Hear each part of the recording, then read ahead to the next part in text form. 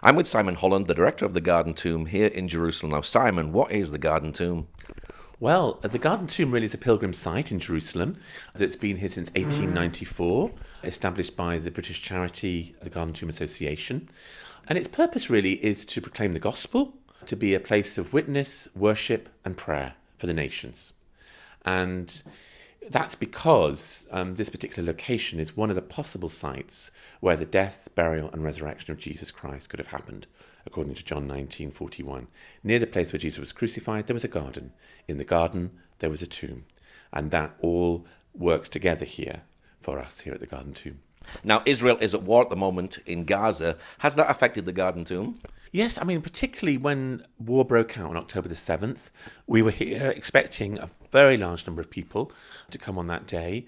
And we were up in the staff room doing prayers, as we do every morning before we begin the day. And the sirens went off. And so we hadn't heard them before. It's like this deep wailing sound. It's very, very evocative, really. And then we went down to the shelters. And then they went off. And then we had groups come.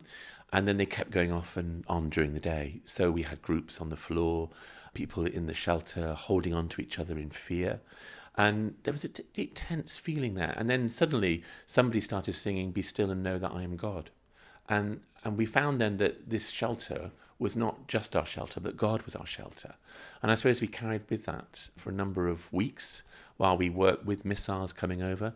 And then the trustees decided that those who were not from Israel had to go back to their own countries. And so we, in a sense, were evacuated about the 22nd of October. And then we would close the garden until about mid-January. Must have been quite sad to actually go back home to England. Well, I was weeping as I walked down the lane because partly I felt the garden, the message of the garden is so important at such a time of conflict where people, the ministry of reconciliation is the gospel, bringing fractious people together, is just a big part of what the garden does in its daily life, because we have employing people both from West Bank and Israel.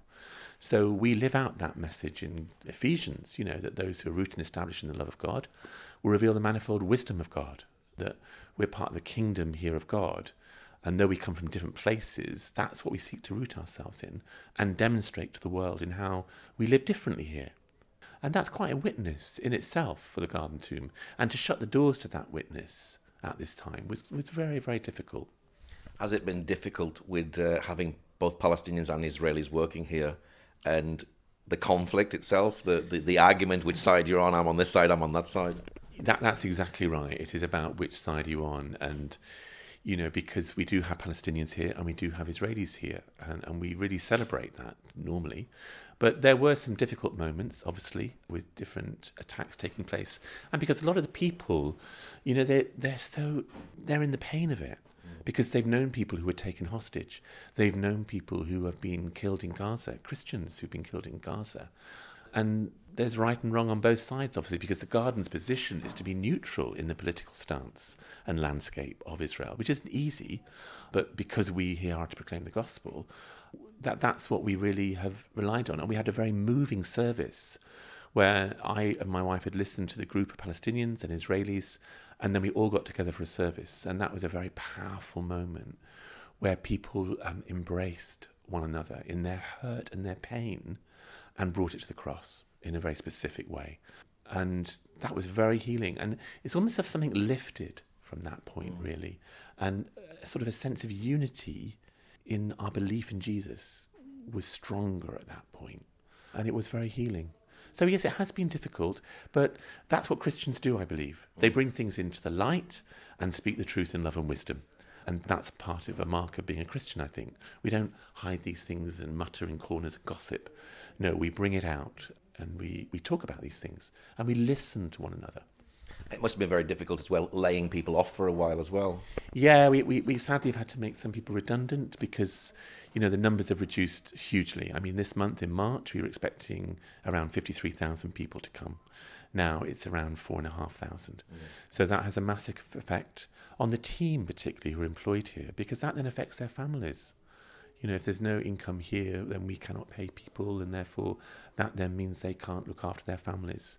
So as much as we can, the trustees are seeking to help sustain the staff levels as much as possible. but some sadly have had to leave. We just cannot do that. And of course, you were established in 1894, so the Garden Tomb must be no stranger to war. You've had the First World War, the Second World War, and then all the wars of Israel. Exactly. And the garden still stands. It has, and that's a great testimony, really, of the garden, that God's faithfulness to us during these times has enabled us to be here as a presence, offering the ministry that we do to people. And we've seen that ministry through those different times. Even recently we've had people who've come to help different places in Gaza and Israel.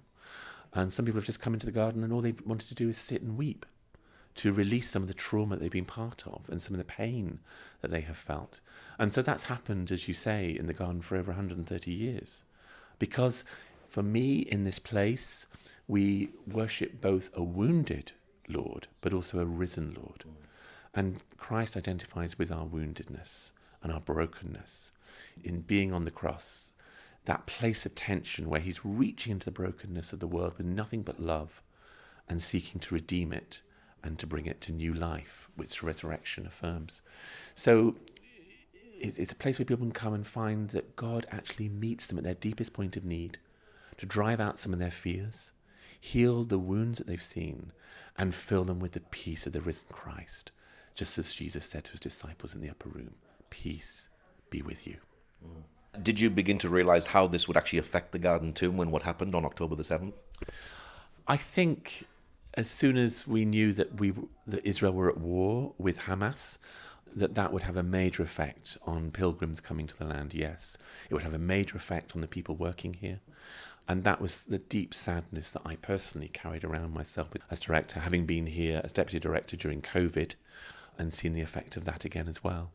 So it has affected us, but at the same time, through these times, there's something that deepens the community life here, that strengthens us, that upholds us, that we turn once again to lean on God in these times. And that's what we're here for. Now, Easter is coming up. What are you going to be doing over the Easter holidays? Yeah. Well, Paul Keyes, the Chair of Trustees, is coming to speak on the Gospel, on the death and resurrection of Christ, on Good Friday, where we'll be open at 9 till 10 for a service, but then the garden is open for quiet prayer and reflection between 10 and 4. Then on Easter sunrise service, we open the gates at 6 o'clock in the morning, which, because the clocks go forward, is going to be really early, like 5 in the morning. So at 6 o'clock in the morning, we open the gates, and at 6:30 the service will begin. That will then be shared with all the world as it's televised out. And that seems a wonderful way in which we can share this message of hope with not just people here locally who will come, but also people to the ends of the earth. I suppose it'd be a great joyous celebration, but maybe a tinge of sadness as well, because you won't have as many tourists as you normally have, and also as well as restrictions on Palestinians coming from like Bethlehem, so there might be a bit of a problem them coming to the service. So it may be a bit of sadness as well. There is indeed, and I think that will be evident in the service that we put together this year. It will have a different sort of context in which we're doing the service in, but the message of the service remains the same. And though people may not be able to get here, both in Israel, in Palestine, but also in the rest of the world, this message will still go out, and that's the good thing that the garden continues to do through all these crises, as you've spoken of before. That message just continues to be proclaimed. So you went back home when the war happened, then you came back again. How did your family feel about you coming back to a war zone, literally? Yeah, it was very difficult. My daughter's saying, "Dad, do you really think you should go?" And, it pulls at your heartstrings and you want to be with your family. But we know we were called here by God for a reason, a season, and a purpose. And we can't ignore that. That's how our faith builds, in being obedient to what God calls us to do. And then you get on and do it. And, Jesus said about that, really, and people having to leave parents, children, in order for the gospel. We love them dearly, obviously, our family, and they themselves are involved in ministry, so they understand that calling that we have. And, we are in his hands too, part of God's family as well as our own. But it was difficult, you're quite right, yeah. Have you felt God's hand during these difficult times?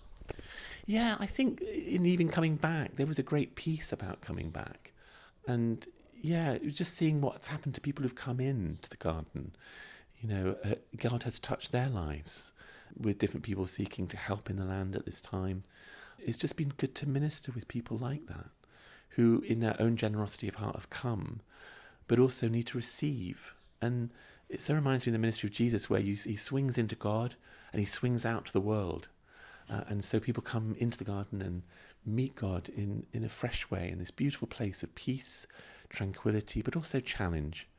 What is your prayer for the Garden Tomb at the moment? That we continue to be open, that our gates are open to all to come in, just as the original founding fathers and mothers of the garden wanted, that everybody should be able to come into the garden, and that peace will come to the land and to all sides of this particular war. That's what we pray for every day here in the garden. And I pray that will happen for the good of all. But yeah, we want to be open, and we want the message of Christ to go out to the world and to all who come. And what's your website for people who'd like to know more about the Garden Tomb? It's www.gardentomb.com, and there you'll find different kind of resources, times of services that you can join us for. Yeah. And anyone around the world can actually get you online as well. Can they get you on Facebook? Yes, on Facebook, on Instagram, and various other platforms we can be found. And there are different messages coming out at different times. And if you become a friend of the garden, then you can actually get a regular newsletter that comes out bi-monthly. Yeah. Okay, Simon. Well, thank you very much. Thank you, Paul. It's great to see you again.